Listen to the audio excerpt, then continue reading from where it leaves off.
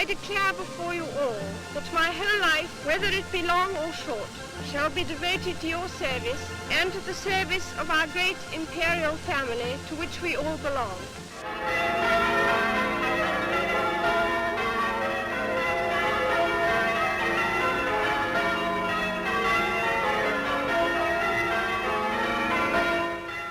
The day is November the 20th, 1947. The time, 11 o'clock. A nation and a world watch. Once only in 1100 years of British kingship has there been such a day. An heiress presumptive to the throne marries the man of her choice. The setting is Westminster Abbey. To its west door come members of Europe's royal houses, the peers and the people. History is in the making. 3 miles away, Lieutenant Philip Mountbatten, now His Royal Highness the Duke of Edinburgh, leaves. But the eyes of the world are centered on Buckingham Palace. Into the dull November morning, 2 greys draw the Irish stagecoach. Inside, Her Royal Highness Princess Elizabeth and her father.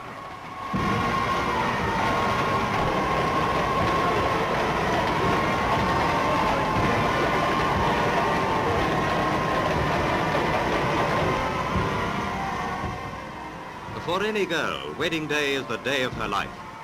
As the 21-year-old princess arrived at Westminster Abbey, it was her moment too. For Elizabeth, this was of necessity something more. From this hour, a new life begins. Mingled with her private happiness is the sure knowledge that she must now enter a widening field of public duty and responsibility.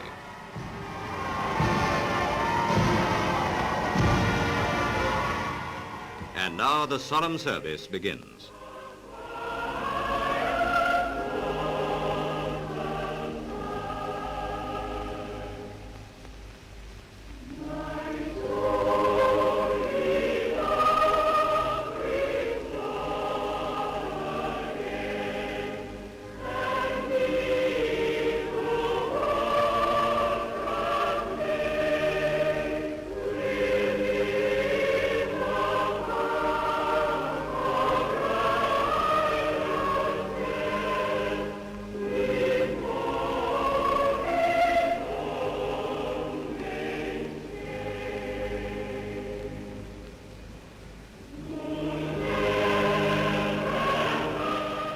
In this moment, charged with great meaning, the people of Britain and the Commonwealth joined. They listened and remembered, in towns and villages, in shops, in streets, in homes.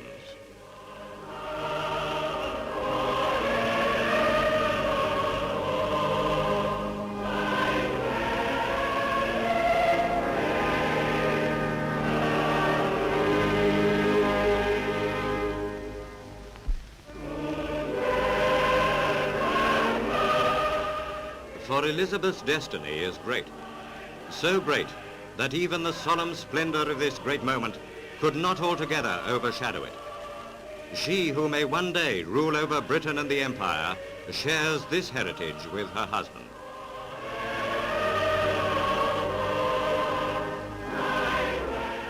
The organ sounded, and for this hour, Elizabeth is not only a queen-to-be, but a bride.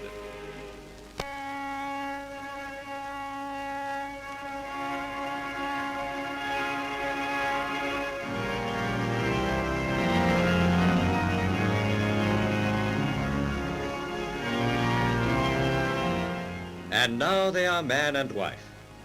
The princess had been in the abbey for nearly an hour. What followed the service was the ornate pageantry of a state occasion. It showed that this was no ordinary wedding, but that of a king's daughter. Following the bridal procession came the bride's father and mother, and behind them 5 kings, 5 queens, and 8 princes and princesses. From Romania, King Michael and his mother. Norway's tall King Haakon. Boy King Faisal of Iraq, the King and Queen of Denmark. From Holland, Princess Juliana and Prince Bernard.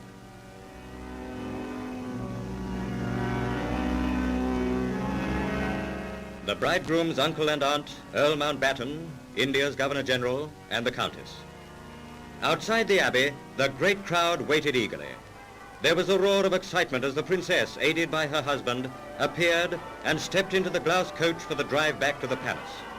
It was the signal for the most heartfelt outburst of affection that Britain has seen since the bride's parents led the coronation parade.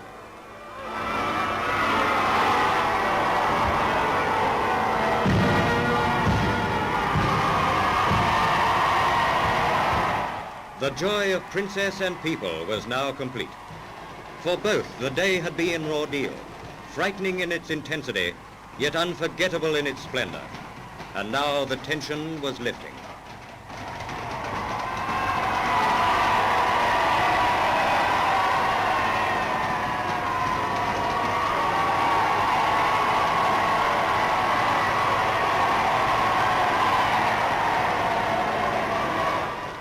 Despite the imposing duties that are before them, the young couple were filled with the emotions of intense gladness, which so many have enjoyed in this peak of human experience. And it was as any priest would have spoken when, in his address, the Archbishop of York urged upon the young couple patience, a ready sympathy, and forbearance.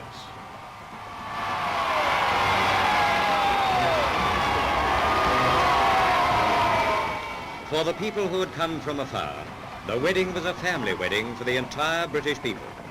Everyone gladly shared in the rejoicings, because the Crown once again was serving to remind us of the common humanity which unites us all.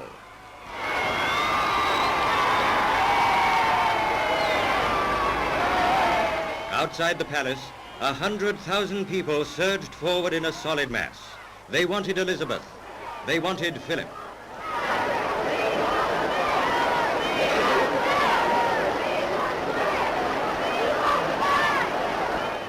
From the palace balcony, Elizabeth and her husband waved to the cheering crowds.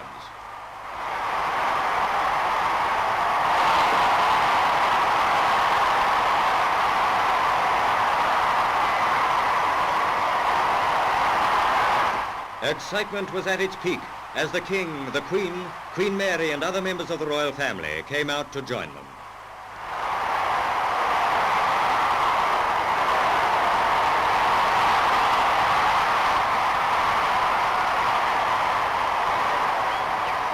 Seldom has a bride and groom received such a tumultuous expression of goodwill.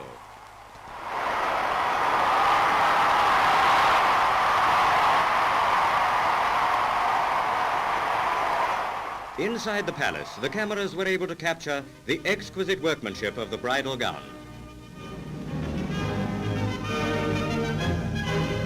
Princess Margaret leads the 8 bridesmaids who have come to join the bridal pair. And now, with the King and Queen to complete the family group, here are 3 generations of Europe's royal houses. As the great day drew to a close, there was the final drive across Westminster Bridge to Waterloo Station before the princess and her husband could gain the quiet that was rightfully theirs. In the princess, the nation has found all the qualities which merit the confidence of a people who have faith in the crown and its rigid observance of public duty. That is the tradition which Elizabeth will follow. And when the time comes for her to assume her responsibilities, by her side will be a husband whose counsel will merge with her own for the good of the realm.